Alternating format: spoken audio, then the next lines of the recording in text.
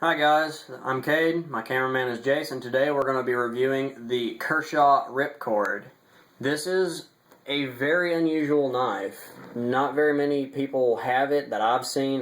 So far anybody I meet, I'm the only one that ever has seen this. But everybody likes it because it's very unusual. It has this nice Kade sheath, very high quality, has a kind of like a tech lock belt loop. Just unclip these two and it pulls up and you can adjust it how you want it. I have it set up just like this because that's the way I like it. Clips in, has this little pull so you can pull it, but fits real well on the belt. Fits just real great on the sheath. I like it. On the knife, this is the unusual part. It pops out because this right here, this hole fits on that pin. And that pin pushes the blade back into the handle. So it's an OTF knife, technically. But you stick it in there, push down, and it locks. And it rattles a little bit in the sheath, you know. But that doesn't bother me much. I'm not needing to be stealthy anytime, but this knife suggests that you might need to be. See, the blade steel is Sandvik 14 C28N. It's a Swedish steel, I think.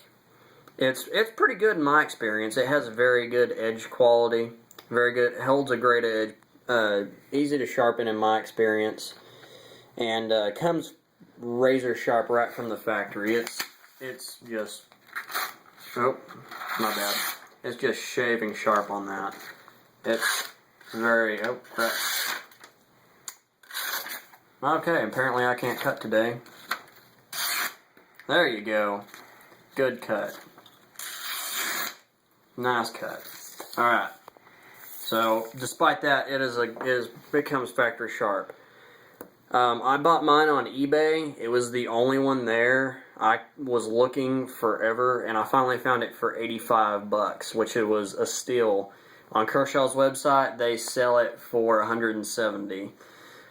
And that might be expensive for some. Some people don't really care. But anyway, the blade shape is I guess you could call it a spear point or a drop point.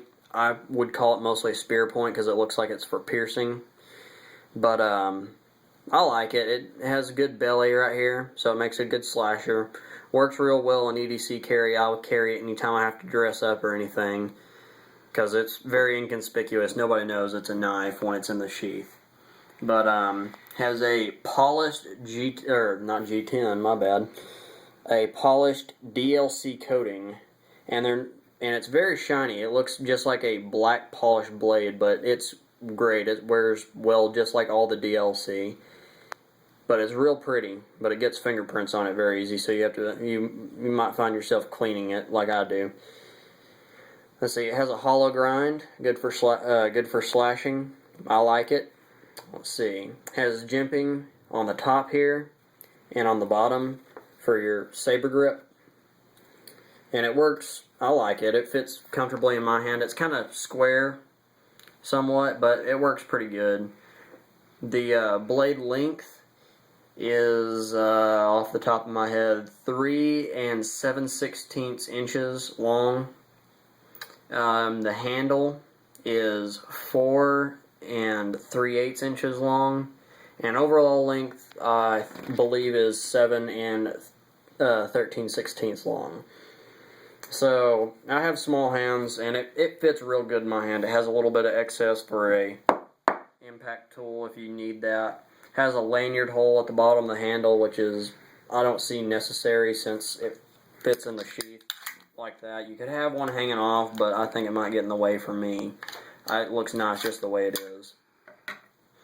The blade lockup, it has a little bit of wiggle, which you should expect from a OTF knife. You won't find any OTF knife out the front knife that does not have somewhat of blade play, but that's doable. It hasn't been a problem with me. It's made in America, which is a plus for all those supporting the economy. I like how Kershaw, not every of my Kershaws have this, but there's the date it was made, which mine was December 7th. I like how they do that. It gives you a little bit of info into it. Knife fits pretty good. Reverse grip. I like it. It has this skateboard tape inserts in here, which used to be, I believe, used to be on their blurs, and it would shred people's pockets. But since this isn't going in your pocket, it works very well. It's very grippy. It just makes it lock into your hand very nice. It won't slip out very easily out on your out of your hand.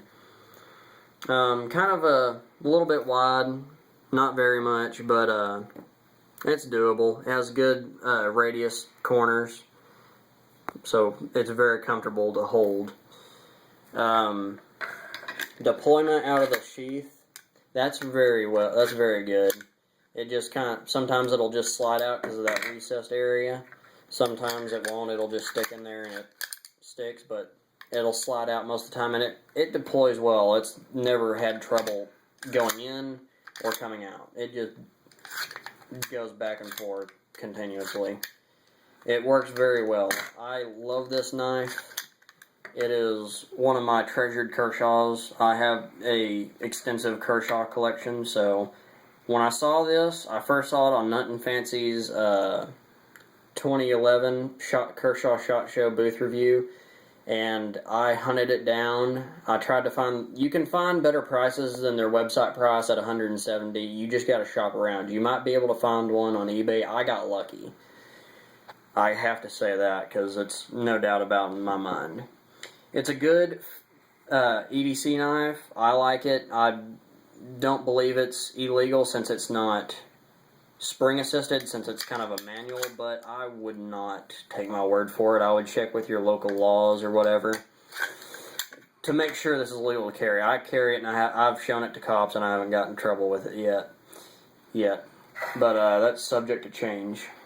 Let's see. This without the sheath weighs about 4.2 ounces, which is fairly manageable. Some people might not like going over 4 ounces, but weight doesn't concern me.